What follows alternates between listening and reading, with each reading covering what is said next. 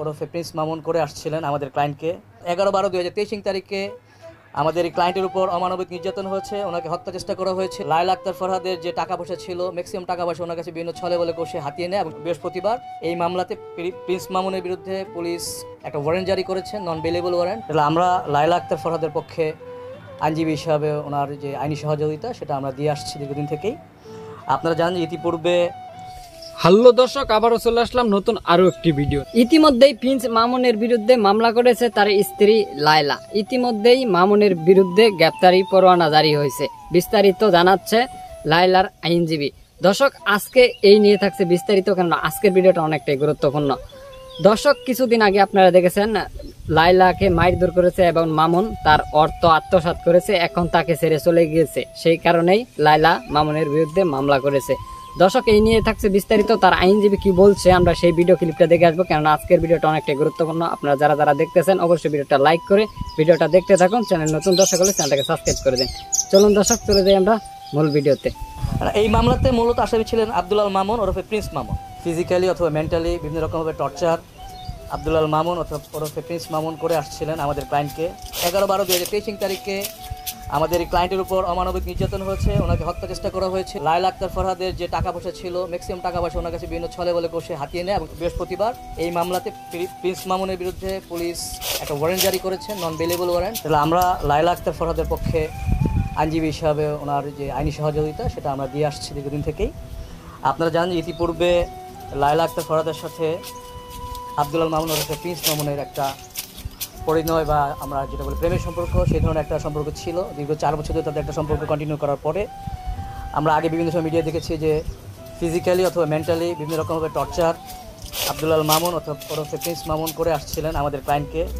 আমাদের ক্লায়েন্ট বাধ্য হয়ে বিগত 11/12/2023 তারিখে ক্যান্টনমেন্ট থানায় একটা মামলা করতে বাধ্য হন, কারণ টর্চারের মাত্রাটা অতিরিক্ত বেড়ে গিয়েছিল। যেভাবে ওনার সাথে সম্পর্ক চলছিল 4 বছর, এর মধ্যে অনেক কিছুই আপনারা অলরেডি জানেন, দেশের জনগণও জানেন ওনাদের সম্পর্কে। এই পর্যায়ে এসে বাধ্য হয়ে না হলে একটা মানুষ করে না। আমরা যে কারণে আপনাদের সাথে আজকে কথা বলতে এসেছি সেটা হলো যে মানবিক অবস্থান থেকে তাদের যে অবস্থানটা সেটা পরিষ্কার করার জন্য। ইভেন আমার যে ক্লায়েন্ট উনি লায়লা আক্তার ফরহাদ, উনি বাইরে বের হতেও এখন ভয় পাচ্ছেন। আজকে ওনার আসার কথা ছিল, বিভিন্ন পারিপার্শ্বিক কারণে আজকে আমার এখানে এসে আপনাদের সাথে কথা বলার সুযোগটা নিতে পারেন নাই। তো ইতিমধ্যে আপনারা জেনেছেন যে এই মামলাটাতে যখন পুলিশ তদন্ত করেছে, তদন্ত করে আব্দুল আল মামুন ওরফে প্রিন্স মামুনকে দোষী সাব্যস্ত করেছেন। ওনারা পেয়েছেন যে ওই দিন অর্থাৎ 11/12/2023 তারিখে আমাদের এই ক্লায়েন্টের উপর অমানবিক নির্যাতন হয়েছে, ওনাকে হত্যা চেষ্টা করা হয়েছিল। এবং আপনারা ব্যাকগ্রাউন্ডও জানেন যে এই কাহিনীটা শুরু হয়েছিল কোথায়। আব্দুল মামুন ওরফে প্রিন্স মামুন লায়লা আক্তার ফরহাদের যে টাকা পয়সা ছিল, ম্যাক্সিমাম টাকা পয়সা ওনার কাছে বিভিন্ন ছলে বলে কষে হাতিয়ে নেয়। এবং সর্বশেষ ওনার যে একটা প্রত্যেক বাড়ি রয়েছে সেই বাড়িটা হাতিয়ে নেওয়ার চেষ্টাতেই কিন্তু এই তারিখে তাকে টর্চার করে মেন্টালি ফিজিক্যালি এবং তাকে হত্যা চেষ্টা করে, যেটা পুলিশের তদন্তে সুস্পষ্টভাবে এই ধারাসহ 307 ধারাসহ 506 আরও কয়েকটা ধারাতে ওনার বিরুদ্ধে চার্জশিট দেয়। এবং বিগত বৃহস্পতিবার এই মামলাতে প্রিন্স মামুনের বিরুদ্ধে পুলিশ যখন কোর্টে প্রতিবেদন দাখিল করে সেটা আমলে নিয়ে কোর্ট তার বিরুদ্ধে একটা ওয়ারেন্ট জারি করেছে, নন বেলেবল ওয়ারেন্ট। যেহেতু ধারাটা আমলযোগ্য ছিল সেই ধারাতে ওনার বিরুদ্ধে ওয়ারেন্ট দিয়েছেন এবং আমরা আশা করছি যে ওনার দেশের বাড়িতে এই ওয়ারেন্টটা যাবে। অ্যাকর্ডিংলি পুলিশের দায়িত্ব কর্তব্য পালন করবে। এবং আমরা আপনাদের সাথে যেটা বলতে চাই যে আমরা লায়লা আক্তার ফরহাদের সাথে কাজ করছি ন্যায় বিচার নিশ্চিত করার জন্য। উনি যেভাবে হ্যারাসমেন্টের শিকার হয়েছেন ফিজিক্যাল, মেন্টালি এবং অন্যান্য যে বিষয়গুলো রয়েছে, যাতে ওনাকে আমরা সাপোর্ট দিতে পারি, উনি যেন একটা ন্যায় বিচার আমরা নিশ্চিত করতে পারি, সেই চেষ্টায় আমরা আছি। তো ওনাদের একত্রে কোথায় দেখা গিয়েছে কী করেছে এটা আমি এই মুহূর্তে যদিও বলতে পারবো না, তবে আমার যেটা বিশ্বাস যে যেটা অন্যায় হয়েছে অন্যায়টা কোর্টে চলবে। এবং ব্যক্তিগত জীবনে যদি তারা আবার পরবর্তীতে কন্টিনিউ করতে চায় সেটা ওনাদের ব্যক্তিগত ইচ্ছার বহিঃপ্রকাশ হবে। এখানে আজকে ওনার সাথে যদি চলে তার মানে গত ডিসেম্বরে যে অপকর্মটা হয়েছে, তার হত্যা চেষ্টা হয়েছে, সেটা মিলিয়ে যাবে না, সেই অপরাধটা বিচার করতে হবে আমরা যেটা মনে করি আইনি চোখে। এখন আমার ক্লায়েন্ট গত আপনি যেটা বললেন 31 তারিখে গ্র্যান্ড ওপেনিংয়ে ছিলেন কিনা এই সম্পর্কে আমি জ্ঞাত নই। আমি কোর্টে বিষয়টা বলতে পারবো, মামলাটার বিষয়ে শুধু আপনার সাথে কথা বলবো। দেখেন, আমাদের নেক্সট ডেট রয়েছে আগামী মাসে। তো ওয়ারেন্ট আমাদের যেটুকু আমরা জ্ঞাত আছি যে ওয়ারেন্ট হয়েছে, ওটা যাবে থানায়।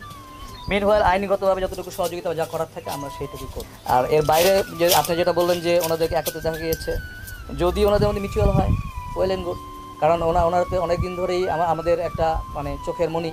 আমরা মিডিয়াতে দুজনকেই দেখি, বিভিন্ন মিডিয়াতে বিভিন্ন রকম কথাবার্তা শুনি, ওনাদেরকে দেখি সবসময়।